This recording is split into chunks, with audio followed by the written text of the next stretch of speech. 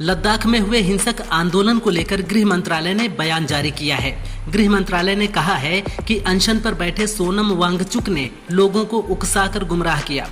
मांगों को लेकर बातचीत पहले से प्रस्तावित थी। 6 अक्टूबर को समिति की बैठक होनी है। ये हिंसा राजनीति और सोनम वांगचुक के निजी स्वार्थ से प्रेरित है। इस हिंसा में शामिल युवाओं को बुरी तरह से गुमराह किया गया है। ये एक भयावह साजिश है। पाकिस्तान के करीबी देश तुर्की ने संयुक्त राष्ट्र महासभा में एक बार फिर कश्मीर का मुद्दा उठाया। तुर्की के राष्ट्रपति रेचेप तैयब एर्दोगन ने कहा कि कश्मीर में हमारे भाई बहनों के बेहतर भविष्य के लिए संयुक्त राष्ट्र के प्रस्तावों के आधार पर बातचीत के जरिए वहां का मुद्दा हल होना चाहिए। इसके साथ ही तुर्की ने भारत पाकिस्तान सीज फायर का जिक्र करते हुए कहा कि दोनों देशों के बीच हुए युद्ध विराम से तुर्की संतुष्ट है। अमेरिकी राष्ट्रपति डोनाल्ड ट्रंप हर मंच पर 7 युद्ध रुकवाने का दावा कर खुद के लिए नोबेल पीस अवार्ड मांग रहे हैं। इस पर फ्रांस के प्रेसिडेंट इमैनुअल मैक्रो ने कहा, अगर अमेरिकी राष्ट्रपति डोनाल्ड ट्रंप सच में नोबेल शांति पुरस्कार जीतना चाहते हैं तो उन्हें गाजा में चल रहे युद्ध को रोकना होगा। ट्रंप के पास ही इजरायल पर दबाव बनाने की शक्ति है। रूस ने अमेरिका के राष्ट्रपति डोनाल्ड ट्रंप पर पलटवार किया है। रूस ने कहा कि ट्रंप एक बिजनेसमैन हैं जो दुनिया भर के देशों को तेल और गैस ऊंची कीमतों पर बेचने के लिए मजबूर कर रहे हैं। दरअसल संयुक्त राष्ट्र महासभा के दौरान ट्रंप ने रूस को कागजी शेर बताते हुए कहा था कि अगर रूस ने यूक्रेन के साथ युद्ध खत्म नहीं किया तो अमेरिका रूस पर और कड़े प्रतिबंध लगा देगा।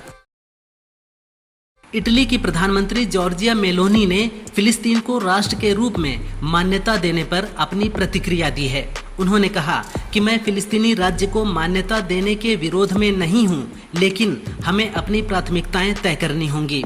मेलोनी ने फिलिस्तीन को राष्ट्र की मान्यता देने के लिए 2 शर्तें रखी हैं। पहली, बंधकों की रिहाई और दूसरी, फिलिस्तीन की सभी राजनीतिक प्रक्रियाओं से हमास को बाहर रखना। पाकिस्तानी खुफिया एजेंसी ISI भारत के खिलाफ बड़ी साजिश रच रही है। ISI ने पहलगाम हमले के जिम्मेदार द रेजिस्टेंट फ्रंट को बंद करने और जम्मू कश्मीर में हमले करने के लिए नया संगठन बनाने की तैयारी में है। भारतीय एजेंसियों का कहना है कि IB, NIA और J&K पुलिस TRF के बारे में काफ़ी जानकारी जुटा चुकी हैं। ISI को उम्मीद नहीं थी कि भारतीय एजेंसियां इतनी तेजी से उसके लेन देन से जुड़े आंकड़े जुटा लेंगी।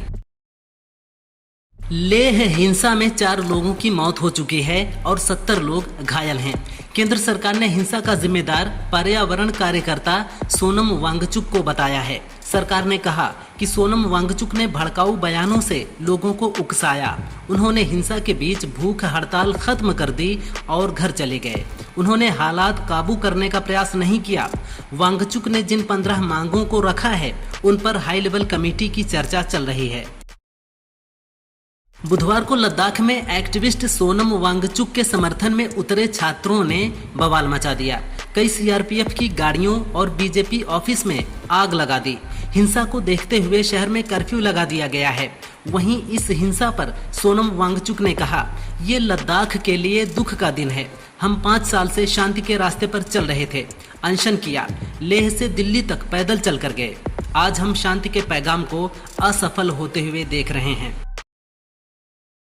अमेरिकी राष्ट्रपति डोनाल्ड ट्रंप ने संयुक्त राष्ट्र में हुई 3 रहस्यमयी घटनाओं, एस्केलेटर, टेलीप्रॉम्प्टर और साउंड को ट्रिपल सैबोटेज करार देते हुए इसे एक सुनियोजित षड्यंत्र बताया है। उन्होंने इन घटनाओं की गहन जांच के लिए अमेरिकी सीक्रेट सर्विस को तुरंत निर्देश जारी कर दिए हैं। ट्रंप ने कहा, हमने रेलिंग पकड़ी थी, नहीं तो स्टील की सीढ़ियों पर गिरकर बड़ा हादसा हो सकता था।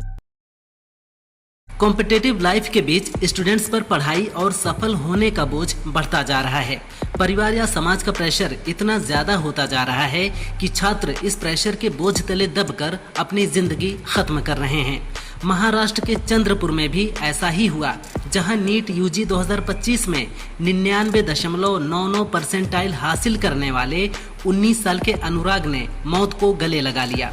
सुसाइड नोट में उसने लिखा, मैं डॉक्टर नहीं बनना चाहता।